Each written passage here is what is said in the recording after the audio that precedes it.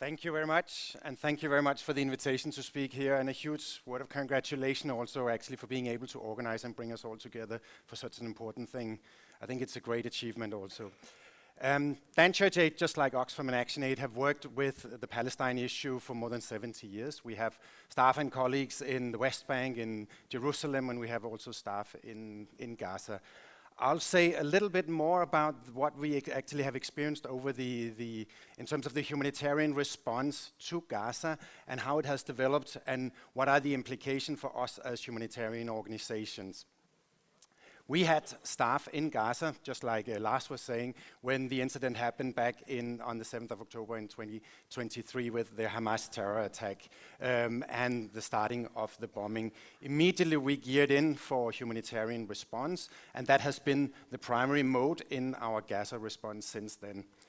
It has been extremely difficult. You've all heard the stories of the difficulties of getting trucks over the Rafah border first. The trucks that are coming in now have reduced in significant numbers, which means that it's really a desperate situation inside Gaza. There's hardly any food left. A tomato now costs more than 100 kroner. There's nothing really but cans of tin that we can buy when it is that we're trying to purchase things. The reality for humanitarian workers is extremely dire. Almost 350 people representing humanitarian organizations have been killed so far, and we are still counting. Just on Sunday, we received information from one of our local partners in Gaza that 3 of their staff were injured in an attack where they were on working on humanitarian aid, and then injured in a bomb attack. One of these staff passed away on Wednesday. So the situation is extremely difficult for us as NGOs also. 2 of my colleagues from international colleagues traveled in December to Gaza to support our partners and the staff we have inside Gaza also to help them with advice and guidance also on security issues. One of them has lots of experience from other conflict areas, including CERT in Libya and also in South Sudan. When he was reporting from what he saw in Gaza, he said he has never seen anything like what he saw in Gaza. So the situation cannot be compared to anything. It is extreme. He also said they moved into what is now the humanitarian zone. Part of Gaza is now carved out as a so-called humanitarian zone. That's where most of us NGOs working with humanitarian aid, we have our offices and our staff.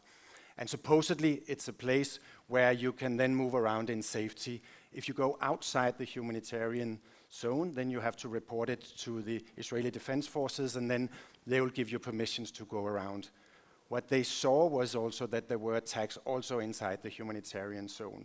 So it's really, really urgent now that we call for a ceasefire. So us Danish NGOs are putting pressure, of course, on the Danish government to call for a ceasefire, because only then can we really start to address the humanitarian suffering that we are seeing. What we're able to deliver now, just like Lars was saying, is piecemeal and completely insufficient.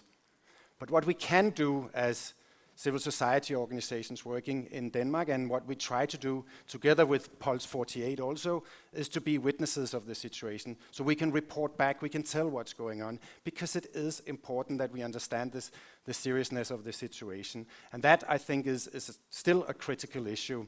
So part of what we are doing when we are trying to let's say, advocate and inform the Danish public, but including also the Danish politicians, is to make sure that we can share this evidence and witness that our staff can report back on. But we also try to organize trips either from Israeli partners, from Palestinian partners that can come to Denmark, and then meet with key stakeholders in Denmark also, so that we make sure that we triangulate the messages so that it's not the disinformation or it's the lack of information that's refraining politicians to take act and to call for immediate action. And that is important to continue, and that needs also a public support to make sure that the politicians of Denmark, the politicians of Europe actually call for changes and immediately say that the situation as it looks now is not acceptable. Thank you very much.